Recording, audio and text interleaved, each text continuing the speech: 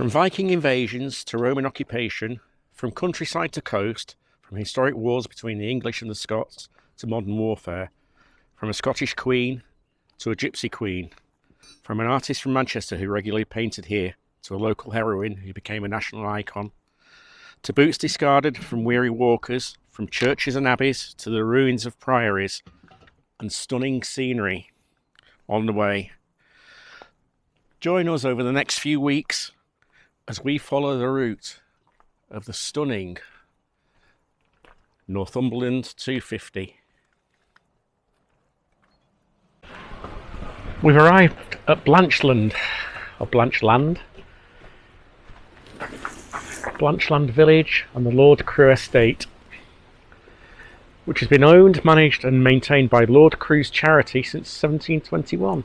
I don't know anything about Lord Crewe. No, me. It was an abbey with monastic buildings for over 800 years. So, where are we? Abbey, now the parish church.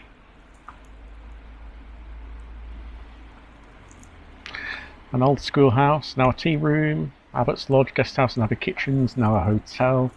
Medieval gatehouse, now a post office and gallery upstairs, and a village stores. And the abbey and the monastery was built when white-robed Premonstrate. Oh, crikey! Premonstratensian canons were given land by Sir Walter de Bolbec. I've got some more information on that, which we'll tell you, which is in our little book. So as we're driving along to here, there's quite a lot of history about this place. It involves a king. Where do we start? Do we start with a cuppa or do we end with a cuppa? Don't mind. Do both. We could.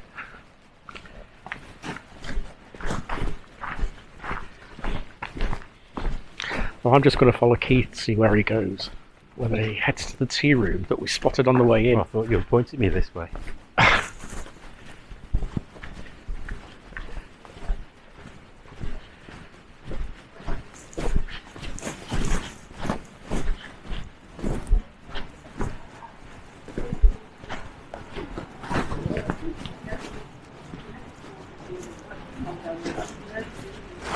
Change of plan, there's a queue.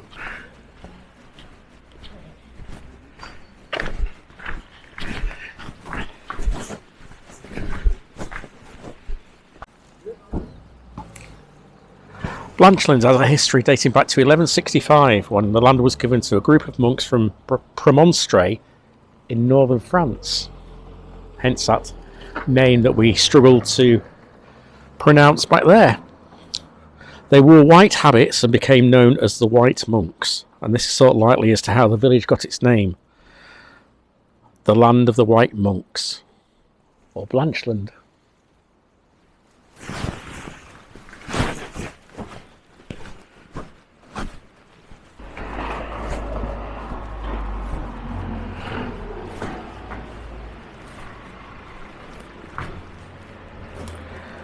Another pretty village.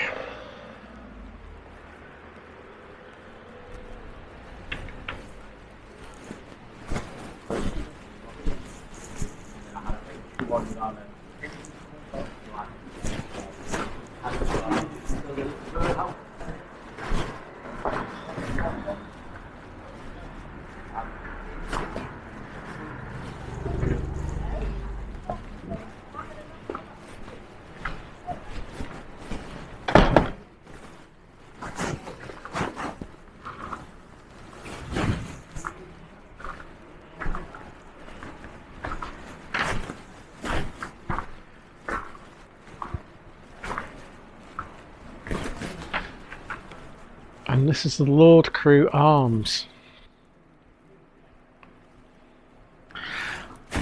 Lord Crewe Arms was built from the The Lord Crewe Arms is built from the remains of the Abbot's Lodge, guest house, lodging house and kitchens. And in the hotel there's a huge fireplace with a priest hole hidden inside it. We might go in there for coffee.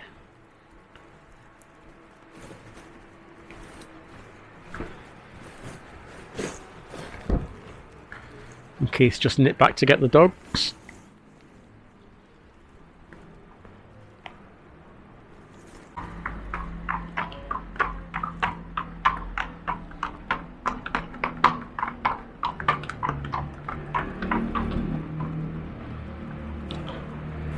From old horsepower to new horsepower.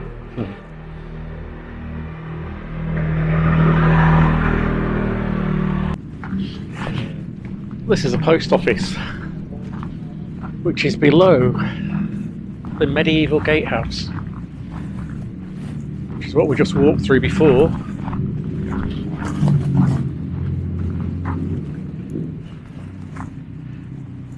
Lovely place to live. It is.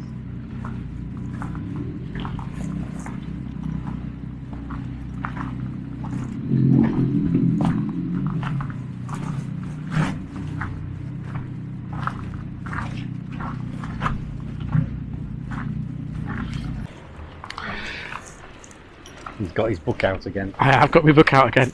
I've got my glasses on. In 1327, a raiding Scots army broke in and set fire to buildings and killed several of the brethren. King Edward III chased the Scots and came to the monastery and paid for repairs. Later on, it was destroyed again during the dissolution of the monasteries. But again, the village was rebuilt in 1721.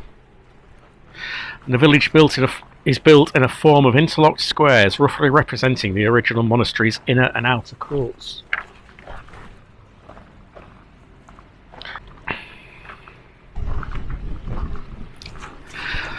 The medieval gatehouse, once entrance to the abbey precinct, still remains, and the post office is now below it.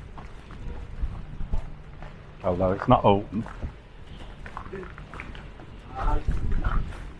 It is Saturday afternoon. It's Saturday afternoon.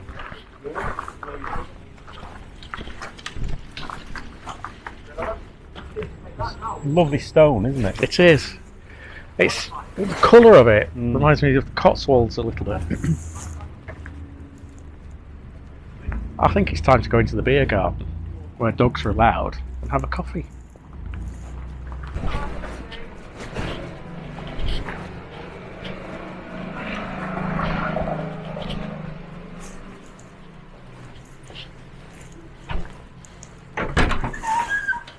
The beer garden straight through, is it? It is. Thank you. From that corner there to you there. All right, thank you. Sorry, I'm filming. Is that the fireplace that's got the priest hole? No, just around the corner here. Oh, thank you. Do you mind showing us? Sorry. Are you alright being on camera? Why not? Thank you.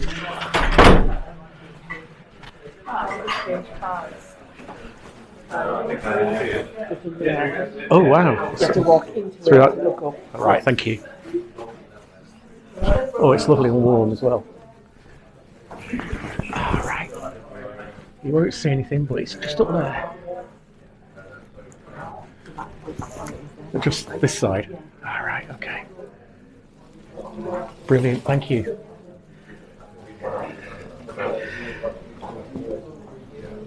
And that's nice to see on a cool day outside, giving off some heat.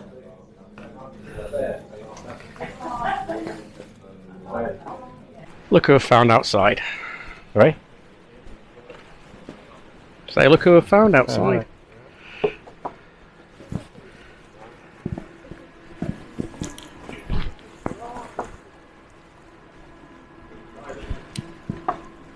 Of a waiter. Thank you. Nothing for you. Oh, no.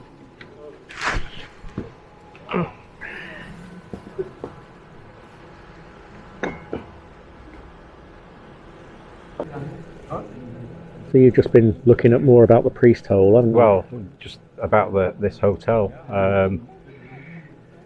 The Crewe, Lord Crewe Arms Hotel is a medieval hotel. It's dated to 1165 and was used as a hiding hole by monks of the nearby Blanchland abbey. And it was used for centuries. It contains hidden stairways and stone flag floors.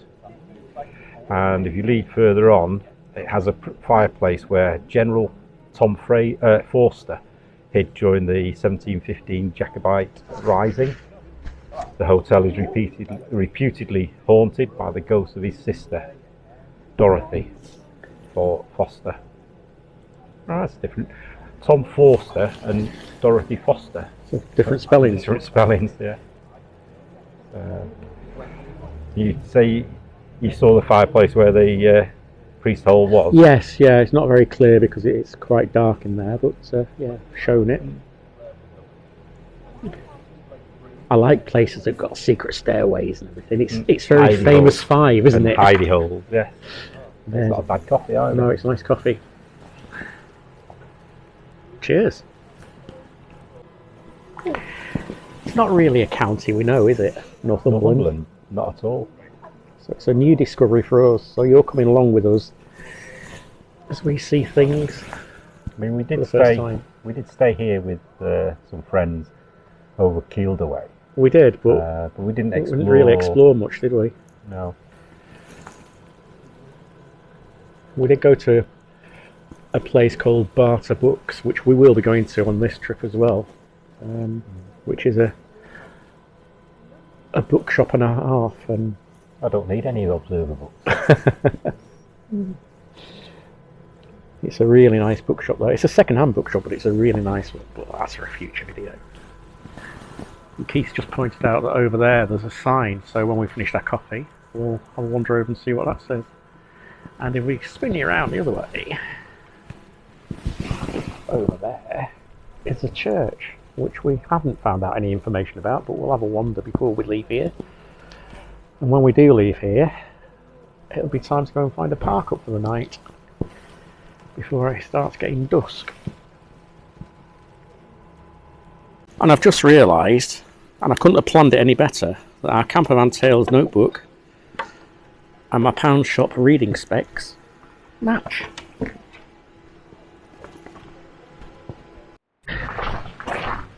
So here's the aforementioned information board. It's just more about the Lord Crewe Arms again, isn't it? And the 12th century abbey. Just say by the mid-18th century the village was unfortunately in a very sorry state. Indeed, the famous Methodist preacher John Wesley, in 1747, after visiting the moors to preach beneath the trees, described it as little more than a heap of ruins.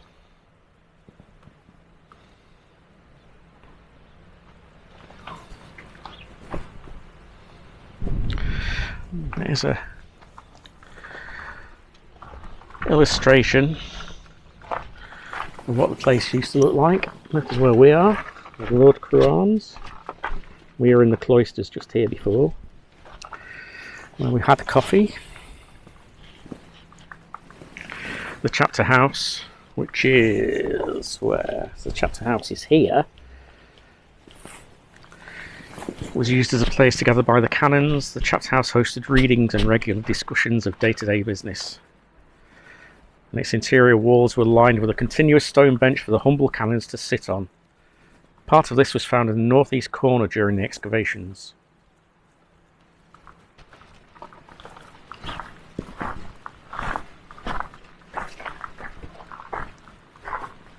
A lot of the outbuildings have been converted, aren't they, for holiday lets by the look of it.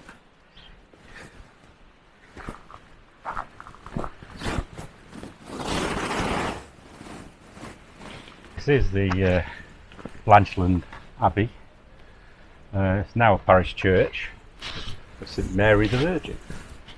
Yes, founded in 1165.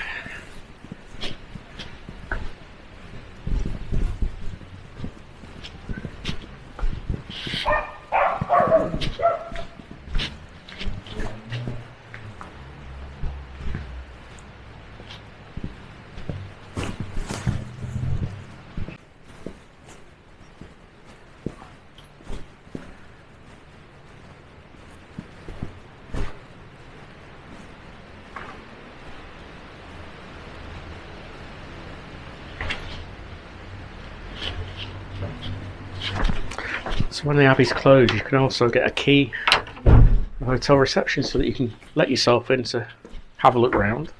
And it does say dogs are welcome. So.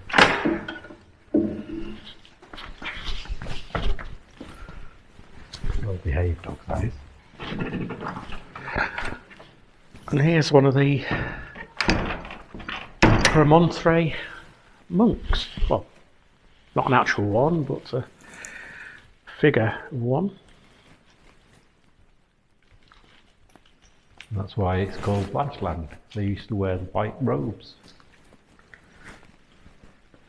So 2021 was the 900th Jubilee, 900 years Jubilee.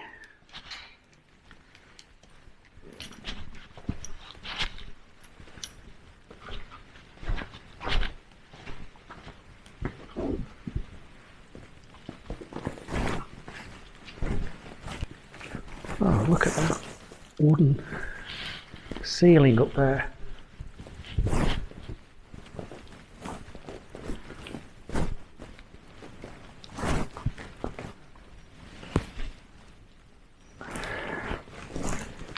We're in October 2023. It's been Harvest Festival.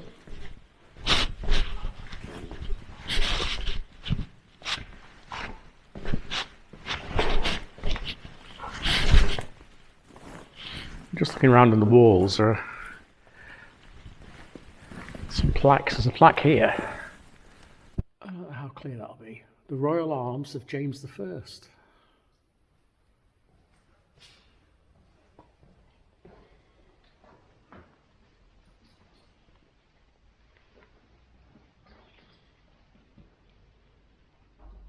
Just pointed out, have you seen the ceiling? Yes.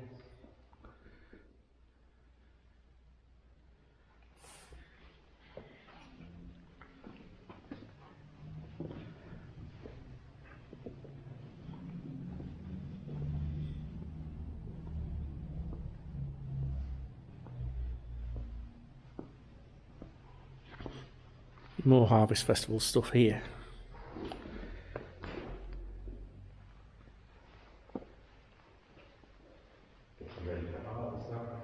Yep.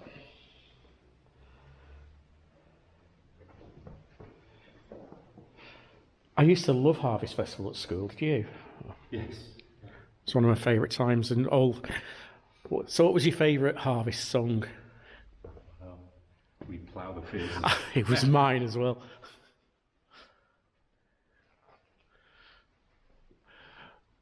Ornate pipes on the organ.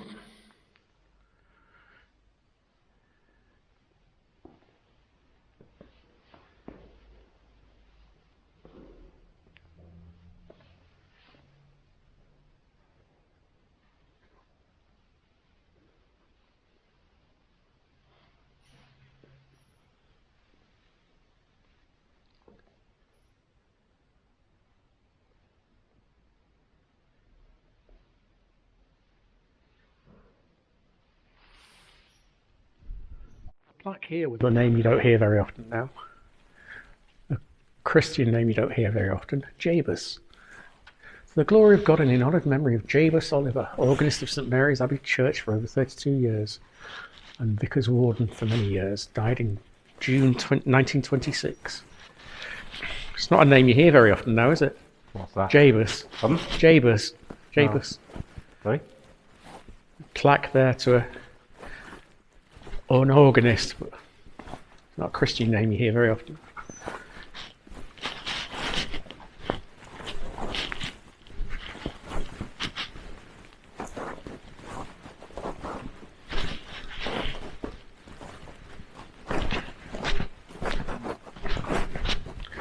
Little side rooms, or a side room.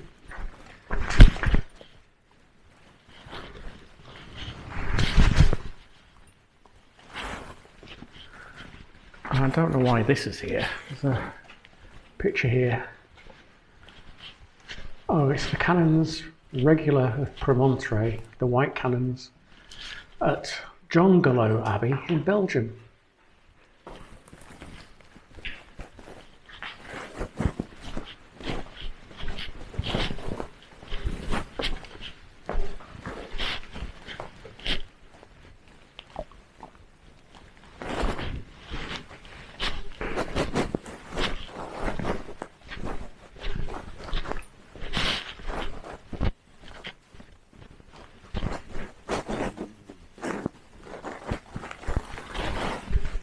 very ornate. And we've said it before, and we'll say it again. I'm more interested in churches the older we get, and abbeys, cathedrals. There's a plaque over here where Keith is that says it's about Blanchland in time, from when it was founded. From 1165, when Walter de Bolbec grants the land for an abbey. 1327, when Edward III visits. W.H. Auden has no sweeter memories than his stay in Blanchland. I'm trying to find where this stained glass is. A white cannon. I can only see. There's not a lot of stained glass in here, actually, is there? There's a medieval cross in the. Oh, I mentioned Lord Crewe's charity before, saying you didn't know anything about it. 1721, on the death of Lord Crewe, the village and estate became part of Lord Crewe's charity. As we've mentioned before, John Wesley, founder of the Methodist movement, and Keith and I are strict Methodists, aren't we? Of course. Have you seen these? Look like tomb stones.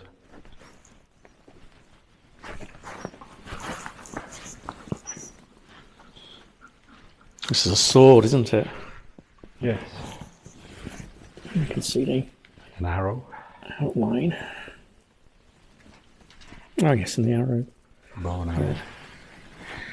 No, I don't know where that stained glass.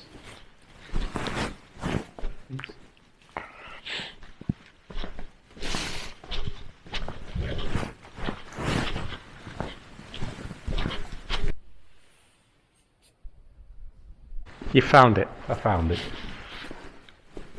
Right up in the top of that one.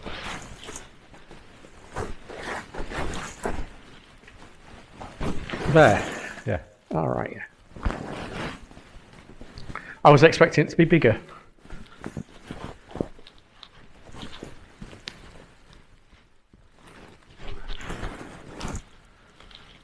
But as I just said, there's not a lot of stained glass in here, There is isn't, there? no. It's all, surprisingly.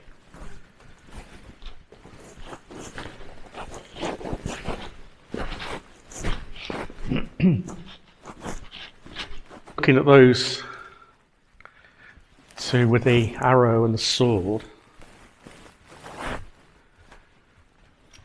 St Mary's Church, the medieval gravestones of a huntsman and two abbots are set into the floor of the church. That must be these. Oh, here's the other one. Yes, Didn't see that one. yeah, I only yeah. saw the two. Although the huntsman must be the one in the middle, Yeah, presumably. And the two abbots, you say? yeah.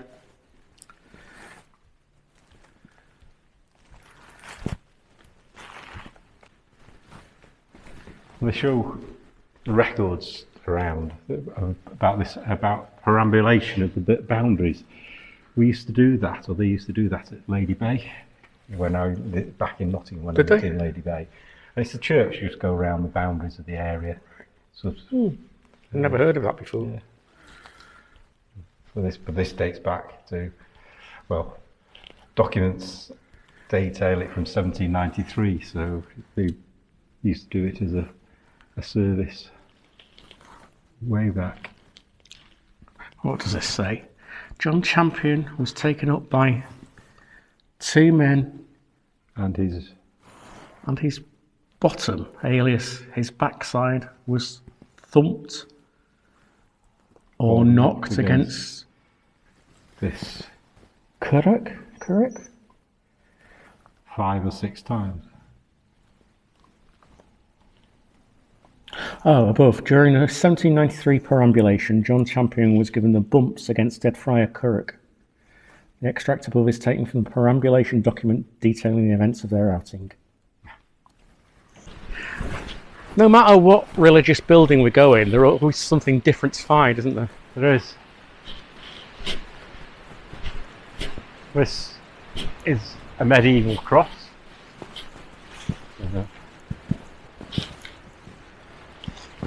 An old feature.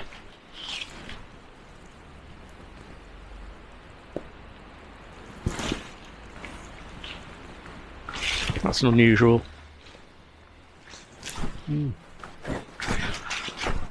It's like a table.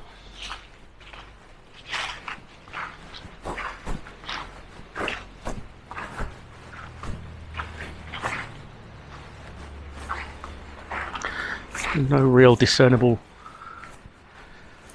words on it. Well weather worn. It's a nice village.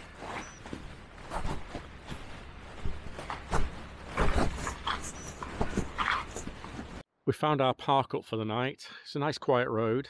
We've been here about half an hour now and there's only 3 cars gone past. Sounds like 4. But this'll do us nicely. The road should go really quiet tonight, I suppose, once it's gone dark. But this is our view. And it's a nice walk just that way for the dogs, just taking them that way. Lots of berries on the trees.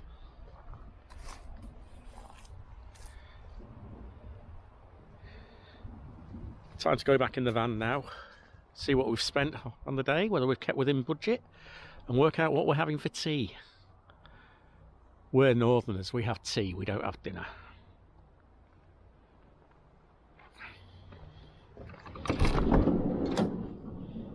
And they'll be wanting theirs as well soon. Not a bad first day. No, the weather's held. It's been really sunny. A bit of warmth still in the sun. Yeah, it's gone cooler now that we've parked up. I've just shown you where we parked up. But we started late. It wasn't till midday. We got to the first place where we had coffee about 10:30 because we parked in Boroughbridge overnight, didn't we? Which was, what, 70 odd miles away from 80 from Nottingham. So, but we knew there was a car parking space and it was dark. We knew where we were going. Handy for walking the dogs. So, and a wash in the morning, so we knew what we were getting there, weren't we?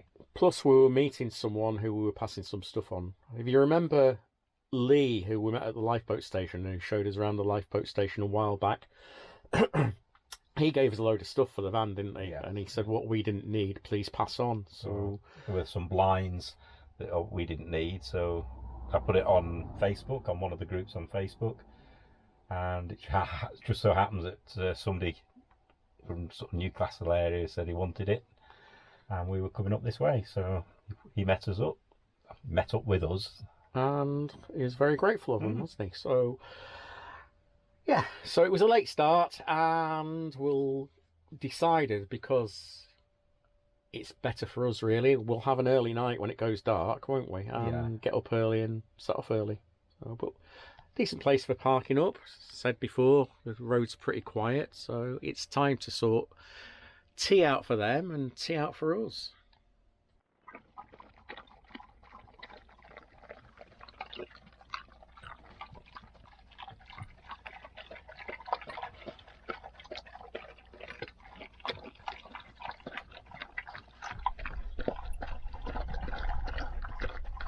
Said it was a Subway cheat. Got some Metro subs from Aldi, some chicken thigh that I'd already cooked, mixed with mayo and sweet corn, and also some sweet corn relish. That's going to go in them, and I'm going to warm them up.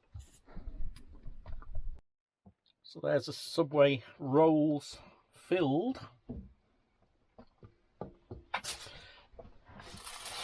Already wrapped one in foil, and I'm going to warm them through.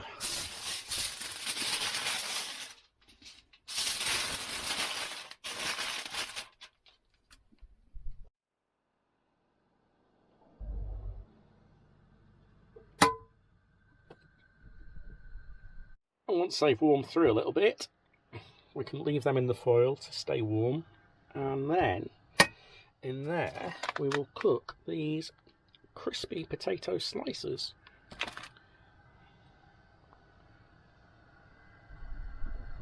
I'm not going to put any oil in with these, we'll just let them sizzle away.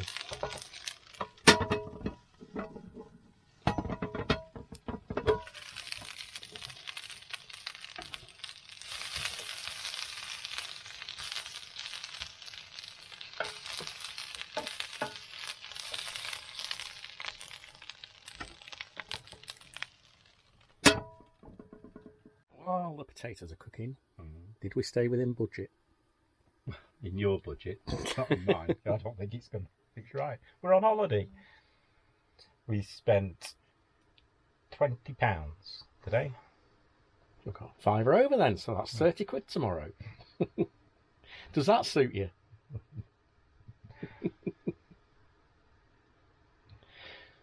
What do you want to buy with the extra money? You want an extra coffee? No. We'll have food and then we'll show you on the map exactly where we started and where we got to today. There it is, plated up. And as they say, the proof of the pudding's in the eating. So we'll give it a go.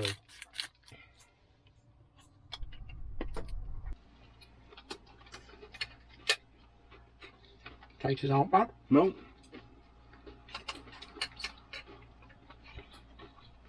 This could be messy.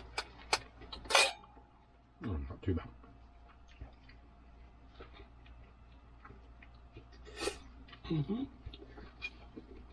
Warmed up just enough. That'll do nicely.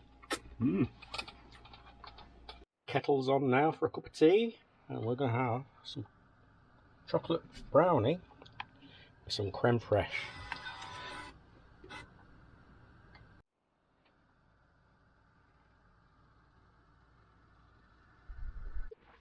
Oh, and just to prove that we don't let the dogs do all the washing up, we do use the sink.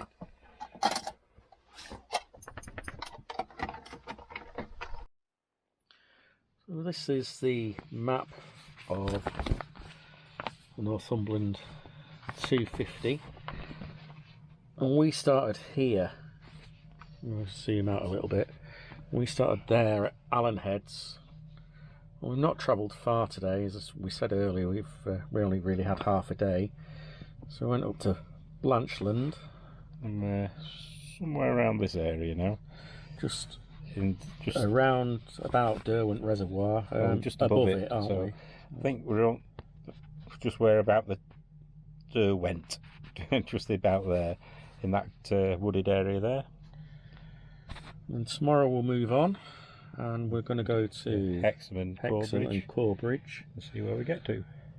Maybe move a little bit further on, depending on time. One problem with travelling at this time of year, it's October, is that the light goes quicker, but it's only 250 miles and we've got 12 days. So that's not too many miles a day, is it really? So if you enjoyed day one, please, if you're not already subscribed, think about subscribing, and then you can follow the rest of the adventure and the travels and see where and what we get up to. But for now, thanks for watching, and we'll see you next time. Bye.